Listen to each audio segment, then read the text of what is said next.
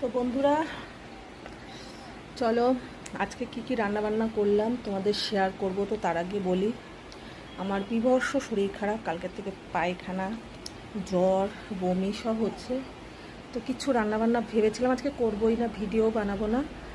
তো যাই হোক, কালকে রাত্রে সবজি টবজি কাটা ছিল, দাদাভাই একটু পটল দোরমা খেতে চেয়েছে চিংড়ি মাছ ভরে। আমি তো খাবোই না, আমার যেহেতু পায়খানা হচ্ছে। তো এতটাই শরীর খারাপ, কিচ্ছু রান্না বান্না করিনি। আর তোমাদের শেয়ার না করলে তোমরা হয়তো বুঝবে না বা জানবে না যে দিদিভাই আজকে ভিডিও কেন দিল না, কথাও জোরে বলতে পারছি না। তো চলো আজকে যতটুকুই করেছি ততটুকুই তোমাদের শেয়ার করি। স্নান করে আসলাম, পেটে বেশি করে জল তেল দিয়ে, কিচ্ছু রান্নাবান্না করতে পারিনি।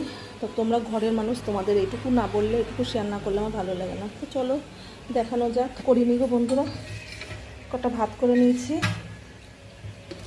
আর নিম বেগুন করেছি। আর এই তোমাদের বললাম না দাদাভাই, এটা আমি করতে সেই রকমভাবে পারিনি, শরীরটা এত খারাপ, গ্যাসের সামনে দাঁড়াতে পারি না।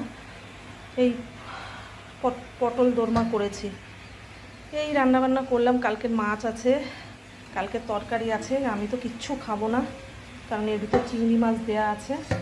তো আজকে এতটুকু রান্নাবান্নাই করেছি, আজকে লাইভও আসতে পারি। এত শরীর খারাপ, আমাকে দেখলে হয়তো বুঝতে পারছি সারা রাত ঘুমাইনি।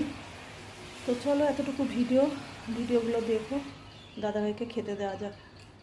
সবাই ভালো থেকো, সুস্থ থেকো। এই গরমে সাবধান, রিক্স খাবার খেও না। আমি অতিরিক্ত খেয়ে ফেলেছি পরপর রিক্স খাবার, ওই ষষ্ঠীর থেকে, দাদাভাই বার্থডের থেকে। এতটুকু ছিল ভিডিওটা। বাই।